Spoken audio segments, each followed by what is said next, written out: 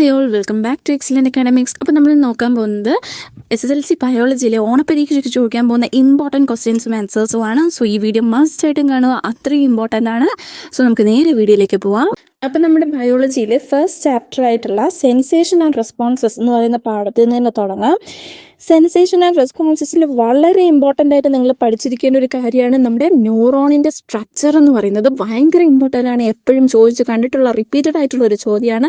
അത് പഠിക്കാണ്ട് ആരും പോകരുത്. ന്യൂറോണിൻ്റെ സ്ട്രക്ചർ, അതുപോലെ തന്നെ എന്താണ് അതിലൊരു ട്രാൻസ്മിഷനും അതുപോലെ അതിൻ്റെ ഫങ്ഷനും, ആക്സോണിൻ്റെയും മൈലിൻ ഷീത്തിൻ്റെയും ഒക്കെ ഫങ്ഷൻ എന്ന് പറയുന്നത് വളരെ ഇമ്പോർട്ടൻ്റ് ആണ്. എല്ലാ പാർട്ടും ഇമ്പോർട്ടൻ്റ് ആണ്. അതേസമയം നമ്മൾ എന്താണ് കൂടുതലും സ്ട്രെസ് ചെയ്യാനുള്ള ഭാഗം എന്ന് പറയുന്നത് മൈലിൻ ഷീത്തിൻ്റെ ഫങ്ഷനാണ്. അതിൻ്റെ ട്രാൻസ്മിഷന് ഒന്ന് ശ്രദ്ധിച്ച് വെക്കുക. ആർക്കെങ്കിലും ഇതിൻ്റെ ട്രാൻസ്മിഷനൊക്കെ കൺഫ്യൂഷനാണ്, ഡൗട്ടുണ്ട്, മനസ്സിലാകുന്നില്ല എന്നുണ്ടെങ്കിൽ നമ്മുടെ ചാനലിൽ തന്നെ ഈസി ആയിട്ടുള്ള ഒരു വീഡിയോ നമ്മൾ അപ്ലോഡ് ചെയ്തിട്ടുണ്ട്. വളരെ ഷോർട്ട് വീഡിയോ ആണ്, ക്വിക്ക് വീഡിയോ ആണ്. സോ അതൊന്ന് കണ്ടേക്കുക. അടുത്ത ഇമ്പോർട്ടൻ്റ് ആയിട്ടുള്ള ക്വസ്റ്റ്യൻ എന്ന് പറയുന്നത് നമ്മുടെ സിനാപ്സ് ആണ്. സിനാപ്സ് എന്ന് പറയുമ്പോൾ എന്താണ്, അതിൻ്റെ ട്രാൻസ്മിഷൻ എന്താണെന്ന് പഠിക്കണം. എങ്ങനെയാണ് ഒരു ആക്സോണിലൂടെ സിനാപ്റ്റിക് നോബിലെത്തുന്നതും അവിടെ നിന്ന് മറ്റൊരു ന്യൂറോണിൻ്റെ ഡെൻഡ്രൈറ്റിലേക്ക് പോകുന്നതും എന്നുള്ള സിനാപ്റ്റിക് ട്രാൻസ്മിഷൻ എന്താണെന്ന് നിങ്ങൾ പഠിച്ചു വെക്കണം. അവിടെ റിലീസ് ചെയ്യുന്ന കെമിക്കൽസ് ന്യൂറോ ട്രാൻസ്മിറ്റേഴ്സ് ആണെന്ന് അറിഞ്ഞിരിക്കണം. ന്യൂറോ ട്രാൻസ്മിറ്റേഴ്സിൻ്റെ സിഗ്നിഫിക്കൻസ് എന്താണെന്ന് ജസ്റ്റ് ഒന്ന് നോക്കി വെച്ചേക്കുക. അതുപോലെ തന്നെ ഡോപ്പമൈനും അസറ്റൈൽകൊളൈനുമാണ് ഇതിനൊരു എക്സാമ്പിൾ എന്ന കാര്യം അത് കൃത്യമായിട്ടും പഠിച്ചിരിക്കണം. ഒരുപാട് തവണ ചോദിച്ചിട്ടുള്ളതാണ് ന്യൂറോ ട്രാൻസ്മിറ്ററിൻ്റെ എക്സാമ്പിൾ എന്ന് പറയുന്നത്. അടുത്ത റിപ്പീറ്റഡ് ആയിട്ട് ചോദിച്ചുകൊണ്ടിരിക്കുന്ന ക്വസ്റ്റ്യൻ ആണ് നമ്മുടെ നെർവ് എന്ന് പറയുന്നത്. നമ്മുടെ ടെക്സ്റ്റ് ബുക്കിലെ ഒരു ബോക്സ്, നിങ്ങളിപ്പോൾ ഈ സ്ക്രീനിൽ കാണുന്ന ബോക്സ് അല്ലേ, ആ ബോക്സ് എന്ന് പറയുന്നത് ഭയങ്കര ഇമ്പോർട്ടൻ്റ് ആണ്. ഒരുപാട് തവണ ഇത് ചോദിച്ച് കണ്ടിട്ടുണ്ട്. ഈ പാഠത്തിൽ ഓൾമോസ്റ്റ് എല്ലാം ഇമ്പോർട്ടൻ്റ് തന്നെയാണ്. പക്ഷേ നിങ്ങൾ സ്ട്രെസ് ചെയ്തിരിക്കേണ്ട സാധനങ്ങൾ മാത്രമാണ് ഇതിൽ പറഞ്ഞു പോകുന്നത്. സോ ഈ ബോക്സ് കമ്പൽസറി ആയിട്ട് പഠിച്ചു പോകാൻ 3 ടൈപ്പ് നെർവുകളാണുള്ളത്. Sensory nerve, motor nerve and relay nerve അല്ലേ. അങ്ങനെ 3 ടൈപ്പ് നെർവുകളുണ്ട്. അതിൻ്റെ ഫങ്ഷൻ കൃത്യമായിട്ടും അറിഞ്ഞിരിക്കുക. അതെന്തായാലും ഒരു ഷോ ക്വസ്റ്റ്യൻ ആണ്. റിലേ നെർവിനെയാണ് എന്ത് പറയുന്നത്, നിങ്ങളുടെ ടെക്സ്റ്റ് ബുക്കിലെ മിക്സ്ഡ് നെർവ് എന്ന് പറഞ്ഞിരിക്കുന്നത്. സോ ആ ഒരു പേര് ശ്രദ്ധിക്കുക. അടുത്ത റിപ്പീറ്റഡ് ആയിട്ട് ചോദിച്ചു വരുന്നതാണ് നമ്മുടെ ഈ ഒരു ടേബിൾ എന്ന് പറയുന്നത്, അല്ലെങ്കിൽ ഈ ഒരു ഫ്ലോ ചാർട്ട് എന്ന് പറയുന്ന ഒരു സാധനം. എന്താണ്, നമ്മുടെ നെർവസ് സിസ്റ്റത്തിനെ 2ആയിട്ട് തിരിച്ചിട്ടുണ്ട്. Central nervous system, peripheral nervous system. Central nervous സിസ്റ്റത്തിൽ ബ്രെയിനും സ്പൈനൽ കോഡും ഉണ്ടെന്നുണ്ടെങ്കിൽ നമ്മുടെ പെരിഫറൽ നെർവസ് സിസ്റ്റത്തിൽ എന്താണുള്ളത്, സ്പൈനൽ നെർവ്സും ക്രേനിയൽ നെർവ്സും ആണുള്ളത്. ഇതുപോലെ തന്നെ എക്സാക്റ്റ് ഈ ഒരു ഫ്ലോ ചാർട്ടായിട്ട് നിങ്ങൾക്ക് എന്ത് ചെയ്യുന്നു, നിങ്ങൾക്ക് ക്വസ്റ്റ്യൻ പേപ്പർ തന്നിരിക്കുന്നു. ഇതുപോലെ ഏതെങ്കിലുമൊക്കെ ഭാഗങ്ങൾ എന്ത് ചെയ്യും, ബ്ലാങ്ക് ആയിട്ട് തരും. സോ നിങ്ങളുടെ അടുത്ത് ഫില്ല് ചെയ്യാനെന്നുള്ള രീതിയിലായിരിക്കും ക്വസ്റ്റ്യൻ ചോദിക്കുക.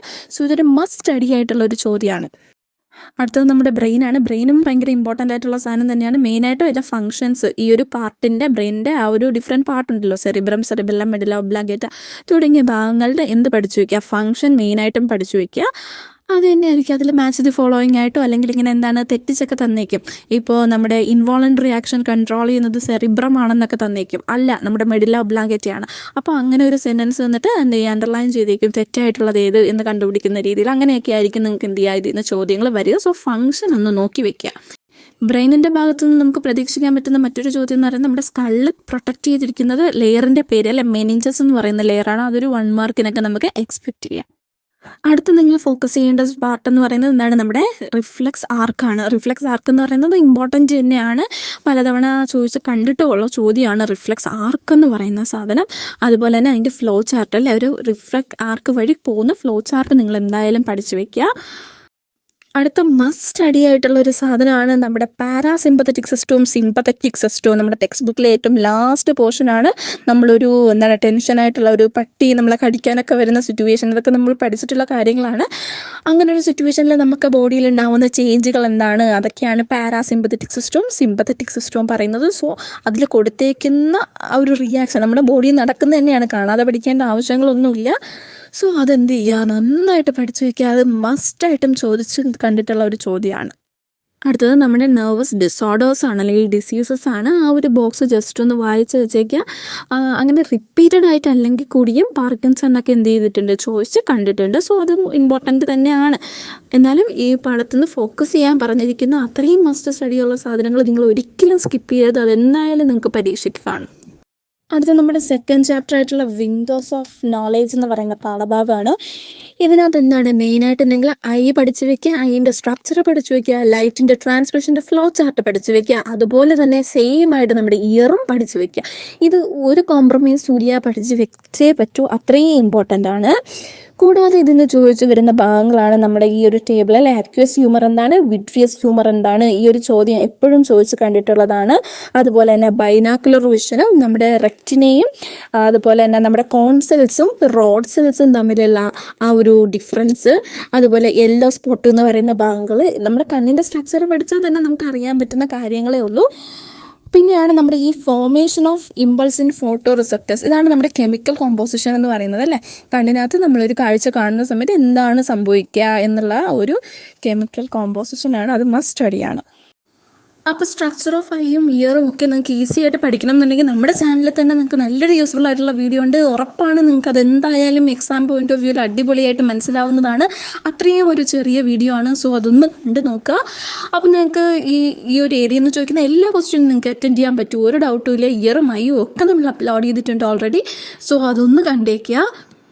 അടുത്ത് ജസ്റ്റ് ഒന്ന് വായിച്ച് വെച്ചിരുന്നാൽ മതി. നമ്മുടെ ഓൾഫാക്ടറി റിസെപ്റ്റേഴ്സ് മൂക്കിലുള്ളത്, അതുപോലെ തന്നെ നമ്മുടെ നാക്കിലുള്ള പാപ്പിലല്ലേ ടേസ്റ്റ് ബഡ്സിൻ്റെ കാര്യം, അതുപോലെ തന്നെ നമ്മുടെ സ്കിന്ന്, അതായത് ടച്ചിനെയും നമുക്ക് ഡിഫറെൻറ്റ് ടൈപ്പ് ഓഫ് എന്താണ് പെയിനിനെ സെൻസ് ചെയ്യാൻ പറ്റും എന്നൊക്കെയുള്ള കാര്യങ്ങൾ.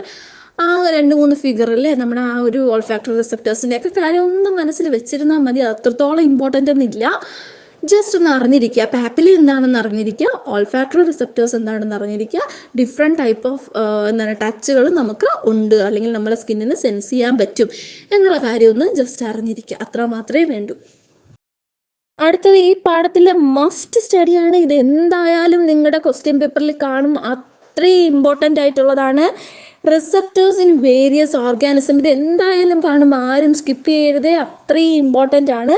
നമ്മുടെ പ്ലാനേറിയയുടെയും ഹൗസ് ഫ്ലൈയുടെയും ഷാർക്കിൻ്റെയും സ്നേക്കിൻ്റെയും ഒക്കെ എന്താണ് റിസെപ്റ്റർ ഓർഗൻസ് അല്ലേ, അത് ഉറപ്പായിട്ടും ചോദിച്ചു കണ്ടിട്ടുണ്ട്. ഇതിൽ തന്നെ പ്ലാനേറിയയും നമ്മുടെ സ്നേക്ക് ജേക്കബ്സൺ ഓർഗൻ എന്നാണ് നമ്മുടെ ഈ പാമ്പിൻ്റെ ടങ്കിൻ്റെ മുകളിൽ നമ്മുടെ അണ്ണാക്കെന്നൊക്കെ പറയില്ല, ആ ഭാഗത്തായിട്ടാണ് ഈ ഒരു ഓർഗൻ കാണപ്പെടുന്നത്. അത് സ്മെല്ല് ചെയ്യുന്ന സമയത്ത് എന്ത് ചെയ്യുന്നു, കെമിക്കലിനെ അത് അക്സെപ്റ്റ് ചെയ്യുന്നു അല്ലെങ്കിൽ റിസീവ് ചെയ്ത് സെൻസ് ചെയ്യുന്നു എന്നുള്ള കാര്യങ്ങളൊക്കെ നിങ്ങൾ പഠിച്ചിട്ടുള്ളതാണ്. അപ്പോൾ സ്നേക്കും പ്ലാനേറിയാണ് മസ്റ്റ് സ്റ്റഡി എന്ന് പറയുന്നത്. ഷാർക്കും ചോദിച്ച് കണ്ടിട്ടുണ്ട്. അതുകൊണ്ട് തന്നെ ഇതിൽ നിന്നൊന്നും നമുക്ക് ഒഴിവാക്കാൻ പറ്റില്ല, അത്രയും ഇമ്പോർട്ടൻ്റ് ആണ്. മസ്റ്റായിട്ട് നിങ്ങളുടെ ക്വസ്റ്റ്യൻ പേപ്പറിൽ നാളെ കണ്ടിരിക്കും. സോ അത് പഠിക്കുക. അപ്പോൾ ഇത്രയൊക്കെ തന്നെയാണ് നമ്മുടെ സെക്കൻഡ് ചാപ്റ്ററിലുള്ളത്. അതിനകത്ത് എന്താണ് ഫ്ലോ ഓഫ് നമ്മുടെ വിഷൻ അല്ലെ, വിഷൻ്റെ ആ ഒരു ഫ്ലോ ചാർട്ട് ഉണ്ട്, നമ്മുടെ ഇയറിൻ്റെ ഫ്ലോ ചാർട്ട് ഉണ്ട്. അതൊക്കെ ഒന്ന് ശ്രദ്ധിച്ച് വെക്കുക. അതൊക്കെ എന്താണ് ബ്ലാങ്ക് ചെയ്തിട്ട് ഡാഷ് ഇട്ടിട്ടൊക്കെ നമ്മളത് എന്ത് ചെയ്യാറുണ്ട്, ചോദിക്കാറുണ്ട്. അപ്പോൾ അതൊക്കെ ഒന്ന് നോട്ട് ചെയ്ത് വെക്കുക. മസ്റ്റ് സ്റ്റഡി ആയിട്ടുള്ള നമ്മുടെ ഈ പ്ലാനേറിയയുടെയും അതുപോലെ ജേക്കബ്സൺ ഓർഗനും ഒക്കെയാണ്. സോ അത് നന്നായിട്ട് പഠിക്കുക. ഇനി നമുക്ക് അടുത്ത 3ാമത്തെ ചാപ്റ്ററിലേക്ക് പോകും. അടുത്ത 3ാമത്തെ ചാപ്റ്ററിൻ്റെ ഒരു പ്രശ്നം എന്ന് വെച്ചാൽ ഇതിനകത്ത് എല്ലാം ഇമ്പോർട്ടൻ്റ് ആണ്. ഏത് ഗ്ലാൻഡ് ചോദിക്കുമെന്ന് നമുക്ക് എക്സ്പെക്ട് ചെയ്യാൻ പറ്റില്ല. എന്നായിരുന്നാലും നിങ്ങൾ ശ്രദ്ധിക്കേണ്ട കാര്യം എന്ന് വെച്ചാൽ ഏത് ഗ്ലാൻഡ് ഏത് ഹോർമോൺ പ്രൊഡ്യൂസ് ചെയ്യുന്നു, ആ ഹോർമോണിൻ്റെ ഫങ്ഷൻ എന്താണ്, അതുപോലെ തന്നെ ആ ഹോർമോണിൻ്റെ കൂടുതൽ കൊണ്ടും കുറവ് കൊണ്ടും ഉണ്ടാകുന്ന അസുഖം. ഇത് ഇത്രയും മസ്റ്റായിട്ട് നിങ്ങൾ പോയിന്റ് പോലെ പഠിച്ചു വെച്ചേക്കുക. ഇപ്പോൾ ഒരു എക്സാമ്പിളിന് നമ്മുടെ തൈറോയിഡ് ഗ്ലാൻഡ് എടുക്കുകയാണെന്നുണ്ടെങ്കിൽ പ്രൊഡ്യൂസ് ചെയ്യുന്നത് തൈറോക്സിൻ ആണ്, മെറ്റബോളിസത്തിന് വേണ്ടിയിട്ടാണ്. കൂടിപ്പോയാൽ ഉണ്ടാവുന്ന അസുഖം എന്ത്, കുറഞ്ഞാൽ ഉണ്ടാവുന്ന അസുഖം എന്ത്. ഇങ്ങനെ നിങ്ങൾ എന്ത് ചെയ്യുക, എല്ലാ ഹോർമോണുകളും അല്ലെങ്കിൽ എല്ലാ ഗ്ലാൻഡുകളെ പറ്റിയും പഠിച്ചു വെച്ചേക്കുക. ഈ പാഠത്തിൽ നിങ്ങൾ പഠിക്കുമ്പോൾ ശ്രദ്ധിക്കേണ്ട ഒരു കാര്യം എന്ന് പറയുന്നത് പിക്ചർ തന്നേക്കും. അതായത് ഇപ്പോൾ ഒരു പാങ്ക്രിയാസ് ആണെന്ന് വെച്ചോളൂ, ആ പാങ്ക്രിയാസിന്റെ പിക്ചർ തന്നേക്കും. എന്നിട്ട് അവർ അതിനകത്ത് എന്ത് ചെയ്യും, ഒരു എ എന്നോ എക്സ് എന്നോ ഒക്കെ ഇട്ടിട്ട് ഇതെന്താണ് ഈ കാണിച്ചിരിക്കുന്നത്, നെയിം ദി ഓർഗൻ എന്ന് പറഞ്ഞ് നിങ്ങൾക്ക് തരാറുണ്ട്. സോ എല്ലാത്തിൻ്റെയും നമ്മുടെ തൈറോയിഡ് ഗ്ലാൻഡ് പഠിക്കുകയാണെങ്കിൽ തൈറോയിഡ്, പാങ്ക്രിയാസ് ആണെങ്കിൽ പാങ്ക്രിയാസ്, ഗൊണാഡ്സ് ആണെങ്കിൽ അങ്ങനെയല്ല, നമ്മുടെ സെക്സ് ഓർഗൻസിനെയാണ് ഗൊണാഡ്സ് എന്ന് പറയുക. അപ്പോൾ അതാണെങ്കിൽ അങ്ങനെ എല്ലാത്തിൻ്റെയും പിക്ചർ നിങ്ങളുടെ മനസ്സിൽ ക്രിസ്റ്റൽ ക്ലിയർ ആയിട്ടുണ്ടായിരിക്കണം. കാരണം പിക്ചർ തന്നിട്ട് എന്താണ് ഈ ഒരു ഗ്ലാൻഡിന്റെ ഫങ്ഷൻ എന്ന് ചോദിക്കുന്നത് എപ്പോഴും ഇങ്ങനെ റിപ്പീറ്റഡ് ആയിട്ട്. ഇപ്പോൾ ഇന്ന് എന്താ ചോദിക്കുക, ഇത്തവണത്തെ എക്സാമിന് തൈറോയിഡ് ചോദിച്ചാൽ അടുത്ത പ്രാവശ്യം പാങ്ക്രിയാസ് ആയിരിക്കും ചോദിക്കുക, അത് കഴിയുമ്പോൾ ഗൊണാഡ്സ് ആയിരിക്കും ചോദിക്കുക, അപ്പം നമുക്ക് ഹൈപ്പോതലാമസ് ചോദിക്കുക. അപ്പം നമുക്ക് ഒന്നും പ്രെഡിക്റ്റ് ചെയ്യാൻ പറ്റില്ല ഇന്നതേ ചോദിക്കൂ എന്ന്. എല്ലാം ഈ പാഠത്തിൽ ഇമ്പോർട്ടൻ്റ് തന്നെയാണ്. ബട്ട് സ്റ്റിൽ നിങ്ങൾ എന്ത് ചെയ്യുക, അതിൻ്റെ നേരത്തെ പറഞ്ഞ പോലത്തെ കാര്യങ്ങൾ അല്ലേ, ഏത് ഗ്ലാൻഡാണ്, ഫങ്ഷൻ എന്താണ് തുടങ്ങിയ കാര്യങ്ങൾ, അതിൻ്റെ ഡിസീസ് മെയിൻ ആണ്. ചിലപ്പോൾ ഡിസീസ് മാത്രം തരും അല്ലേ, ഇന്ന അസുഖം ഇന്നതിന് കാരണമാകുന്നു, അങ്ങനെയാണെങ്കിൽ ഇവിടെ ഏത് ഹോർമോൺ ആണ് അല്ലെങ്കിൽ ഏത് ഗ്ലാൻഡിൻ്റെ കാര്യമാണ് എന്നൊക്കെ പറഞ്ഞൊരു ക്വസ്റ്റ്യൻസ് ഉണ്ടാവും. അപ്പം നമ്മൾ മൊത്തത്തിൽ കൺഫ്യൂസ്ഡ് ആയി പോവാണ്ട് നന്നായിട്ട് പ്രോപ്പറായിട്ട് ഈ ഒരു പാഠം പഠിക്കുക, അത്രയും ഇമ്പോർട്ടൻ്റ്. അപ്പോൾ ഇത്രയൊക്കെ ഉള്ളൂ നമ്മുടെ ഇന്നത്തെ ക്വസ്റ്റ്യൻ ഡിസ്കഷൻ എന്ന് പറയുന്നത്. അത്രയും സിമ്പിളാണ് ബയോളജി എന്ന് പറയുന്ന ഒരു സബ്ജക്റ്റ് തന്നെ. അപ്പം വളരെ എളുപ്പത്തിൽ നമുക്ക് മാർക്ക് സ്കോർ ചെയ്യാൻ പറ്റുന്നതേ ഉള്ളൂ. നിങ്ങൾക്ക് എന്തെങ്കിലുമൊക്കെ ഡൗട്ട് ഉണ്ടെങ്കിൽ നമ്മുടെ ചാനലിലെ തന്നെ വീഡിയോസ് കാണുക. ലിങ്ക് നമ്മൾ ഡിസ്ക്രിപ്ഷനിൽ കൊടുത്തേക്കാം. സോ ഇന്നത്തെ വീഡിയോ യൂസ്ഫുൾ ആയിട്ടുണ്ടെന്ന് തോന്നുന്നുണ്ടെങ്കിൽ ലൈക്ക് ചെയ്യാനും ഷെയർ ചെയ്യാനും സബ്സ്ക്രൈബ് ചെയ്യാനും മറക്കരുത്.